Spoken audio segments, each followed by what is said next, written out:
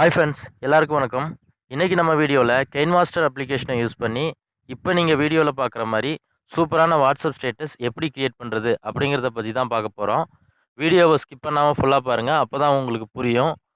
இந்த வீடியோவுக்கு யூஸ் பண்ணியிருக்கிற டெம்ப்ளேட் எல்லாமே டிஸ்கிரிப்ஷனில் இருக்குது, தேவைன்னா டவுன்லோட் பண்ணி யூஸ் பண்ணிக்கோங்க.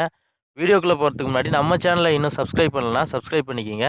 கூடவே பக்கத்தில் ஒரு பெல் பட்டன் இருக்கும், அந்த பெல் பட்டனையும் கிளிக் பண்ணிட்டீங்கன்னா நாம் போடுற எல்லா வீடியோஸ்க்கும் உங்களுக்கு ஒரு நோட்டிஃபிகேஷன் வந்துடும். ஓகே ஃப்ரெண்ட்ஸ், வாங்க வீடியோக்குள்ளே போகலாம்.